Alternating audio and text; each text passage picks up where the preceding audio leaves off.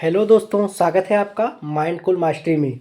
इस चैनल को आप सब्सक्राइब कीजिए, लाइक कीजिए और शेयर कीजिए। आज हम लोग बहुत अच्छे ही टॉपिक को पढ़ेंगे, बौद्ध धर्म, बौद्ध दर्शन।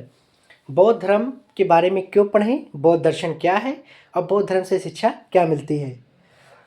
तो हम लोग पहले प्रश्न पे आएंगे कि स्टूडेंट के लिए कि बौद्ध धर्म के बारे में क्यों पढ़ें। देखिए, railway, SSC, police, army, bank, Super TET, nursing exam, SI, UPPSC, PCS, EFPO, one day exam तैयारी के लिए हम लोग पढ़ेंगे, क्योंकि स्टूडेंट के पेपर में क्वेश्चन जरूर के जरूर आएंगे।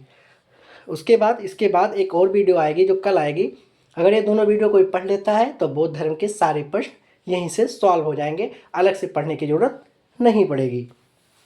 उसके बाद अगर सिविल के बारे में कि जैसे और लोग क्यों पढ़ें, तो इसको एक कहानी की तरह देखें। ये मोटिवेशनल के लिए है कि एक राजा का लड़का भिखारी या भिक्षुक क्यों बन गया। और दूसरा प्रश्न है कि बौद्ध दर्शन क्या है, तो बौद्ध दर्शन ये है कि लोभ, काम, अहंकार, क्रोध का त्याग कीजिए। उसके बाद बौद्ध धर्म से शिक्षा क्या मिलती है कि अच्छे कर्म पर विश्वास रखिए, परोपकार करिए, अंधविश्वास पर हम लोगों को नहीं रहना चाहिए। तो हम लोग आज बौद्ध धर्म, बौद्ध दर्शन के बारे में पढ़ेंगे। देखिए, इसको बोलते हैं एशिया का ज्योतिपुंज, इसको अंग्रेजी बोलेंगे लाइट ऑफ एशिया। अब बौद्ध धर्म, देखिए गौतम बुद्ध को महात्मा बुद्ध भी कहा जाता था।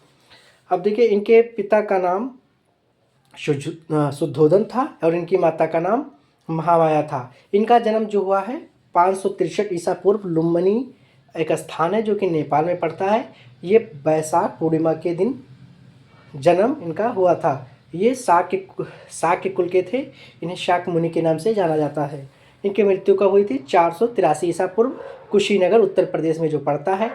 इनका अंतिम उपदेश कुशीनगर में ही था, क्योंकि जब वहीं पे उनकी मृत्यु हुई थी तो उससे पहले उन्होंने वहीं पे उपदेश दिया था।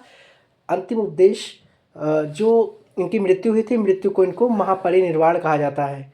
उसके बाद इनके पिता का नाम जो शुद्धोधन था, उन्होंने इनका नाम बचपन का जो नाम था वो सिद्धार्थ रखा था। और इनके 7 दिन के बाद में प्रसव पीड़ा के कारण इनकी माता महामाया की मृत्यु हो गई थी।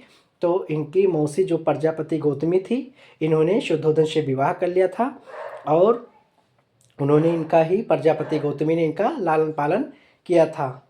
उसके बाद इनके बारे में ये कहा जाता है कि ज्योतिष लोगों ने कह दिया था इनके जन्म के पहले ही कि ये एक सन्यासी बनेंगे। तो राजा इससे डर करके उन्होंने इनके लिए इतनी सुविधा करवा दी कि उनको बाहर न जाना पड़े, बाहर के दुखों से, और इनको वंचित रखा और हर प्रकार की सुख सुविधा दी। इनके लिए हमेशा रंग महल और खाने पीने और जितने भी मनोरंजन के साधन थे, सब कुछ इन्होंने राजा शुद्धोधन ने पूरी व्यवस्था कर दी थी। परंतु जो लेखनी होती है वो होकर के ही होती है, होकर के ही रहती है। तो फिर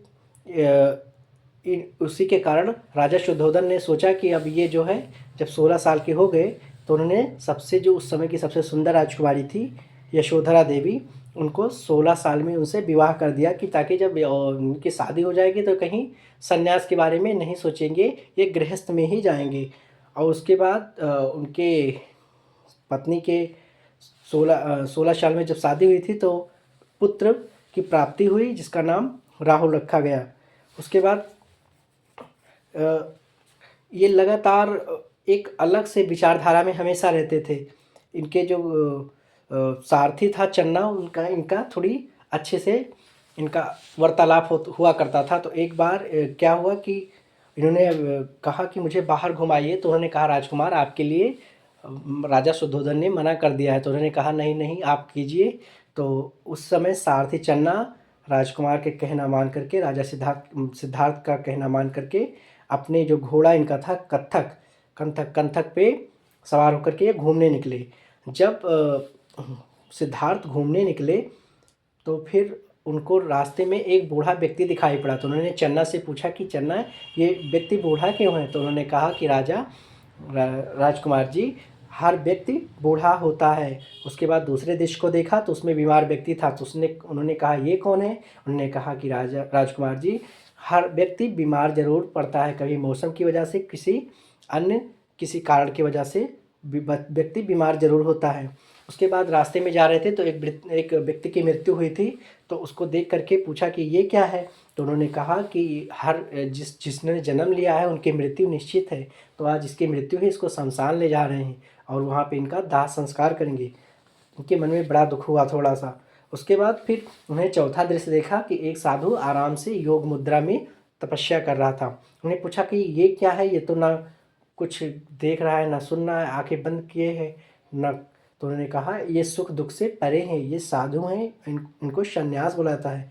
इस सन्यासी वाले दृश्य को देख करके उनके मन में वैराग्य उत्पन्न हो गया और इन्होंने तुरंत वैराग्य की वजह से बाहर जाने का निर्णय कर लिया और रात ही रात में केवल अब अपने पुत्र राहुल को और पत्नी यशोधरा को छोड़ करके ये चले गए। इनके प्रथम जो गुरु थे वो थे अलार कलाम सांख्य दर्शन के थे। ये क्वेश्चन पूछा जाता है कि प्रथम गुरु कौन थे, तो अलार कलाम थे, और सांख्य दर्शन के गुरु इनके कौन थे, तो अलार कलाम थे, और योग दर्शन के गुरु रुद्रा कलाम थे। इन्होंने 29 साल की अवस्था में भगवान बुद्ध ने गृह त्याग दिया और उनके घर और अपने 5 मित्र के साथ सारनाथ चले आए। इनका घर का त्याग जो है वो बौद्ध धर्म में महाभिनिष्क्रमण कहा जाता है। देखिए, अभी एक और पहले ही शब्द पढ़े थे, जब मृत्यु होती है तो महापरिनिर्वाण बोलते हैं। बौद्ध धर्म में जब किसी की मृत्यु होती है तो महापरिनिर्वाण बोलते हैं, और जब कोई घर का त्याग करता है तो उसको महाभिनिष्क्रमण कहते हैं। उसके बाद 5 मित्र के साथ सारनाथ आए। 6 वर्ष तक उन्होंने कठिन तपस्या की। उसके बाद एक दिन क्या हुआ, सब लोग आँख बंद करके तपस्या कर रहे थे, तब तक एक महिला आई। महिला ने देखा कि एकदम से सूखे हुए हैं, इतनी कठोर तपस्या के बाद भी कुछ नहीं मिला। तो उन्होंने कहा कि देखिए, एक बीड़ा या सितार देखिए, उसके जो धागे होते हैं, अगर उसको आप ज़्यादा तेज खींच देंगे तो टूट जाएगा, और एकदम से नाजुक कर देंगे तो आवाज़ नहीं निकलेगी। तो एक माध्यम गति से कीजिए, एक ऊपर, और न ज़्यादा कठोर बनिए न ज़्यादा मृदु बनिए, संयम से रहिए, मध्यम मार्ग अपनाइए। फिर उसकी बात को सुन करके वो बोध गया बिहार गए।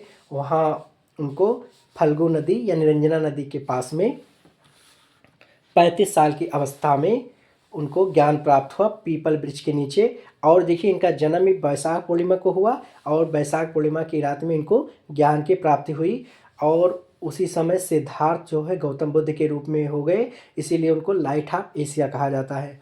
तो पूछा जाता है क्वेश्चन कि बोध गया जहाँ पे इनको ज्ञान प्राप्त हुआ वो कौन सी जगह है, तो कहाँ पड़ता है, तो बोध गया में, गया बिहार में पड़ता है, 35 वर्ष की अवस्था में, और पीपल वृक्ष के नीचे फल्गु नदी या निरंजना नदी के पास में, वैशाख पूर्णिमा की रात में। फिर उन्होंने जहाँ से वो छोड़ के अकेले चले आए थे, प्रथम उपदेश जाकर के फिर वापस गए सारनाथ में, और उन्हीं पास शिष्यों को दिया जो उनको छोड़ के चले आए थे। फिर उस प्रथम उपदेश को इनको बोला जाता है धर्मचक्र परिवर्तन। वो कौन सी भाषा थी, तो वो पाली भाषा में इन्होंने बताया।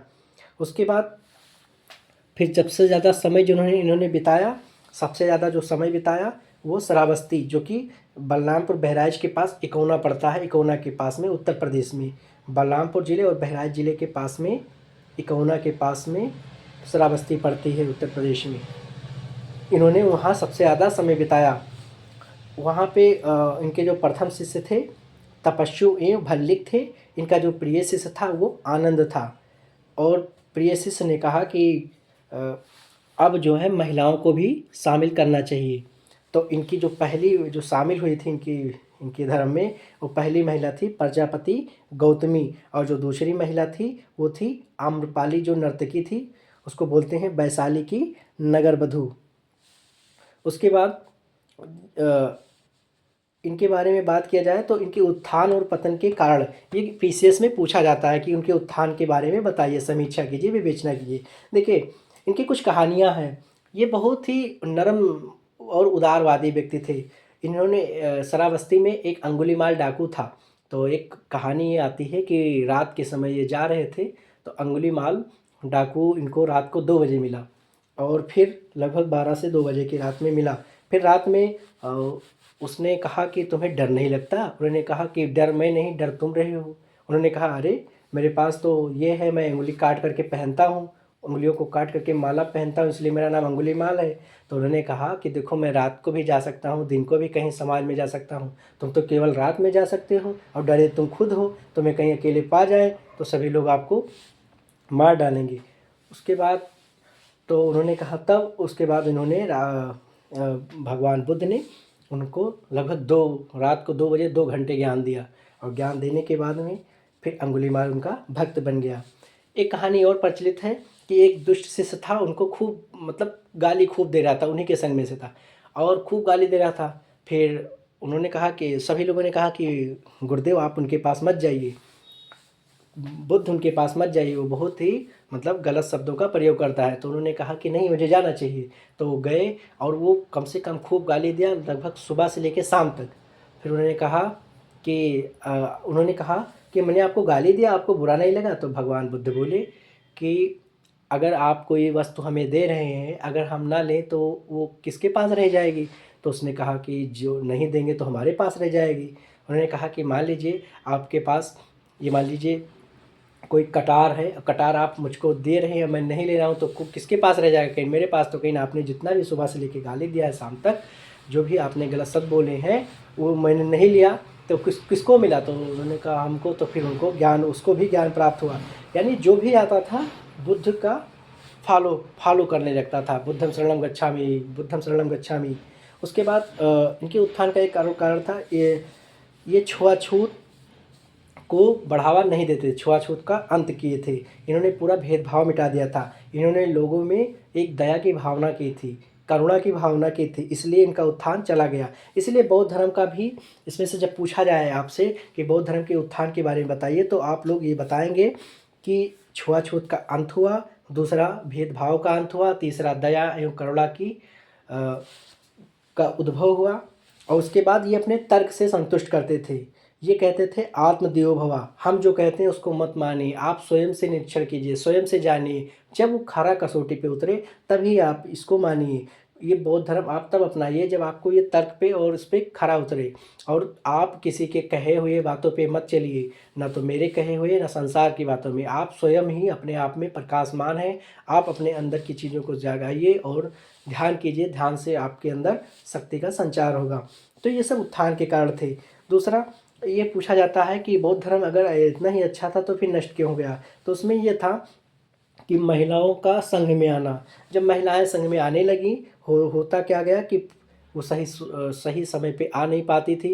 एक जो उनका एक रिदम बना था वो हो नहीं पाता था, भिक्षुड़ी हो जाती थी। अब भिक्षुड़ी जब किसी के यहाँ भिक्षा के लिए जाती थी तो थोड़ा एक समाज की दृष्टि से अलग ही देखा जाता था। दूसरा, हर कोई जो है प्रयास ये करता था कि कहीं ना कहीं इनसे कुछ स्वार्थ सिद्धि हो जाए। और दूसरी बात, महिलाओं के बीच में मनमुटाव भी धीरे धीरे बढ़ता गया इनके संग में। और गौतम बुद्ध ने भी कहा था कि अब ये अगर महिलाएं जब से आ गई हैं तो मेरा, ये वो कह रहे थे, महात्मा बुद्ध कह रहे थे कि जब से महिलाएं आ गई तो मेरा ये धर्म ज़्यादा दिन तक नहीं चलेगा। तो महिलाओं का संग में आना, और क्योंकि टाइमिंग की पूरी प्रॉब्लम रहती थी, समय पे ना आना, समय पे ना जाना। दूसरी बात, अत्याधिक उदारवादी थी, बहुत ज़्यादा नरम इंसान हो जाता है, बहुत सीधा सरल हो जाता है तो पक्का है वो टूटने लग जाता है। तीसरा, संघ में अच्छा बनने की स्थान की लालसा होती जाती थी, उस लालसा में लोगों के बीच में ईर्ष्या फैलती गई। आए थे अच्छे के लिए और हो रहा था बुरा। उसके बाद गृहस्थ का संतुलन न बन पाया, सारे के सारे गृहस्थ महिलाएं आ रही थी तो लगभग बच्चों का सही से खाना पीना नहीं हो पाता था। और उसके बाद जब सारी महिलाएं चली आती थी तो जो कृषि कहीं ना कहीं वो सब में उनका पूरे घर का संतुलन बिगड़ने लगता था। तो घर का संतुलन बिगड़ने लगा तो फिर लगातार प्रयास से फिर महिलाओं ने उसको छोड़ना शुरू कर दिया। तो ये कहीं ना कहीं पतन का कारण था, क्योंकि टाइमिंग सही से हो नहीं पाती थी कि आप घर को भी देखो और फिर जो है संघ को भी देखो। अब देखिए, बौद्ध धर्म के बारे में जो है 3 रत्न लिखे गए हैं, बुद्धम, संघ, धम्म। इसको बोलते हैं बुद्धम शरणम गच्छामि, संघम शरणम गच्छामि, धम्मम शरणम गच्छामि। इनके 4 सत्य थे कि संसार दुखों से भरा है, हर दुख का कोई ना कोई कारण है, सभी दुखों का सबसे बड़ा कारण इच्छा है, इस इच्छा पर नियंत्रण पाया जा सकता है। तो क्वेश्चन पूछा जाता है कि 3 रत्न कौन थे? बुद्धम, संघम, धम्मम, और 4 आर्य सत्य थे। इसको 4 आर्य सत्य भी बोला जाता है। अब एक बार फिर से, महात्मा बुद्ध के जो प्रथम अनुयायी थे, ये क्वेश्चन पूछा जाता था उस समय, जो राजा बिंबिसार, राजा परसेनजीत, राजा उदयन। बुद्ध के अनुयायी दो भागों में बट गए, एक भिक्षुक और एक उपासक। जो भिक्षुक कहलाए उन्होंने संन्यास को ग्रहण किया, और जो उपासक थे वो गृहस्थ में रह गए। संघ में जो न्यूनतम, जैसे संघ में आपको अगर आप योग्यता थी, वो लगभग आयु सीमा 15 साल निर्धारित की थी। बुद्ध के जीवन से संबंधित बौद्ध धर्म के प्रतीक है, यहाँ से भी प्रश्न खूब अच्छे से पूछे जाते हैं। इनका जो जन्म का प्रतीक है कमल एवं षाढ़, और जो गृह त्याग है वो घोड़ा, और जो ज्ञान का प्रतीक है वो पीपल बोधि वृक्ष, क्योंकि वहाँ पे इनको मिला था। इनका निर्वाण पद चिन्ह, और मृत्यु क्या थी, इनका स्तूप था। देखिए जो ये जन्म और गृह त्याग है, ये देखिए जो आप लोग जो भी नोट देखते हैं, जो भी सिक्का देखते होंगे, या फिर जो आप जो 10, 20, 50, 100, 500 के नोट देखते होंगे, जो उसमें अशोक चक्र है, उसके नीचे दो दो पशुओं का चित्र अंकित हुआ है। तो उसमें से आप देखेंगे तो एक और षाढ़ है और एक घोड़ा है। अब आपको कमेंट बॉक्स में ये बताना है कि घोड़ा दाहिने तरफ है या बाएं तरफ है। अगर आप बताएंगे तो फिर हमें लगेगा कि आपको क्लास में इंटरेस्ट आ रहा है। उसके बाद 80 साल में 483 ईसा पूर्व कुशीनगर में भगवान बुद्ध का निधन हो गया, जिसको महापरिनिर्वाण के नाम से जाना जाता है। अस्थि अवशेष भारत के 8 जगह पर निर्माण हुआ, स्तूप का निर्माण। जो जब इनकी मृत्यु हुई तो सभी लोगों ने, काफ़ी राजा, जितने भी राजा थे, उन्होंने कहा कि बुद्ध हमारे इस हिस्से में आने चाहिए, कोई हमारे हिस्से में। तो फिर एक बात ये हुई, उनके जो प्रिय शिष्य थे आनंद, उन्होंने कहा कि भगवान बुद्ध तो यही नहीं चाहते थे कि झगड़ा हो, रोष हो, क्रोध हो। जब इसी के लिए गया तो भगवान, तो फिर ये धर्म बनाने की क्या आवश्यकता है कि जब सब लोग जब हिंसा पे ही रहोगे, और जबकि बौद्ध धर्म जो है अहिंसा एवं करुणा से ही माना जाता है। तो सब लोगों ने कहा कि उस अवशेष को, जो अवशेष वहाँ से निकाले गए उनके अस्थि के, उसको 8 जगह में बांट दिया गया। वो जहाँ जहाँ भी अस्थि गई वहाँ स्तूप का निर्माण हुआ। सबसे बड़ा जो स्तूप का निर्माण हुआ वो सांची का स्तूप है, सम्राट अशोक ने बनाया था। सांची का स्तूप रायसेन जिले में पड़ता है, जो कि मध्य प्रदेश में है। आपसे क्वेश्चन पूछा जाता है कि 200 का जो नया नोट चला है, उसमें किस कहाँ का जो है कहाँ का चित्र लिया गया है, या कहाँ की चीज़ें ली गई हैं। तो वो सांची का स्तूप है 200 के नोट पे। अगर आपको देखना है तो मैं वहाँ पे गया था। आप लोग पवन मौर्य यूपी वाले इंस्टाग्राम पे जाएंगे तो उस पर एक वीडियो, लगभग 2 वीडियो पड़ी है, जो कि सांची के स्तूप के बारे में उसमें दिखाया गया है कि सांची का स्तूप आप लोग देख लोगे। हमने उसमें पवन मौर्य यूपी इंस्टाग्राम पे डाल दिए हैं। आप जा करके वहाँ पे खोज करके उसको विजिट करके आप देख सकते हैं। तो सबसे बड़ा स्तूप, सांची का स्तूप किसने बनवाया? सम्राट अशोक ने। जो कहाँ पे है? रायसेन मध्य प्रदेश।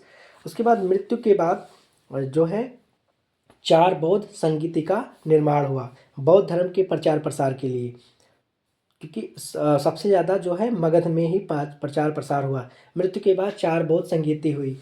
पहला जो संगीति हुई, ये क्वेश्चन बहुत ही पूछा जाता है, 483 ईसा पूर्व।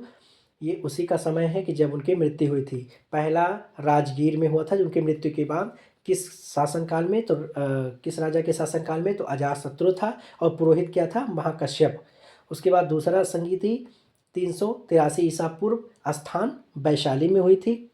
कौन से राजा थे? कालाशोक। और पुरोहित कौन थे? सबाकामी। और तीसरा संगीति का हुआ 255 ईसा पूर्व। कहाँ हुआ? पाटलिपुत्र। उसके राजा कौन थे? अशोक।